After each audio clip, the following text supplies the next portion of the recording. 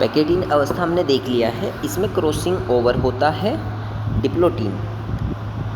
Homologous chromosome start separating but remain attached at some points are called chiasmata. Homologous जो pair बने थे chromosome के वो अब धीरे धीरे अलग होना शुरू होते हैं, पर एक स्थान पर अभी भी वो जुड़े रहते हैं। उस स्थान को या उस पॉइंट को हम कियाज्मेटा कहते हैं। तो यहाँ से जो डिप्लोटीन अवस्था है उसमें कियाज्मेटा बनता है।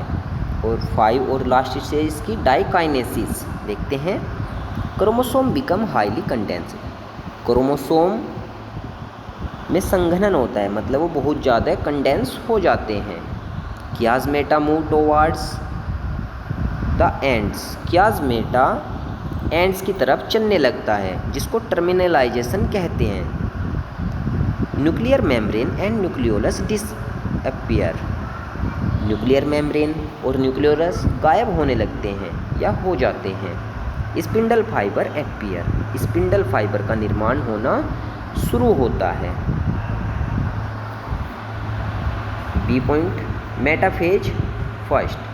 तो हमने देखा इसमें 5 स्टेप आए हैं प्रोफेज फर्स्ट में, इसीलिए ये लॉन्गेस्ट एंड कॉम्प्लेक्स स्टेज मानी जाती है।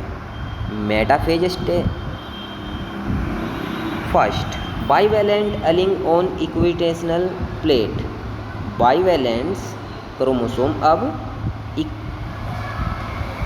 मध्य में आने लगते हैं, इसीलिए इस अवस्था का नाम है मेटाफेज फर्स्ट, क्योंकि जो क्रोमोसोम हैं वो अब बिल्कुल इक्वेटोरियल प्लेट पर आने लगते हैं। Spindle fibre attach to kinetochore. जो स्पिंडल फाइबर है वो काइनेटोकोर से अटैच होने लगते हैं।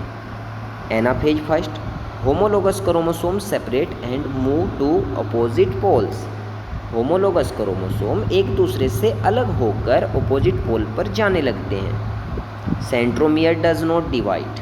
सेंट्रोमियर डिवाइड नहीं होता है। Sister chromatid remain together. Sister chromatin एक दूसरे के साथ रहते हैं। D telophase second. Chromosome reach the pole. Chromosome ध्रुव पर पहुंच जाते हैं। न्यूक्लियर मेम्ब्रेन में reappear.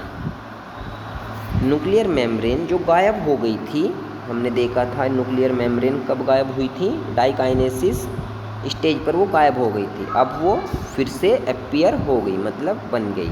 Cytokinesis occur and 2 haploid cells are form.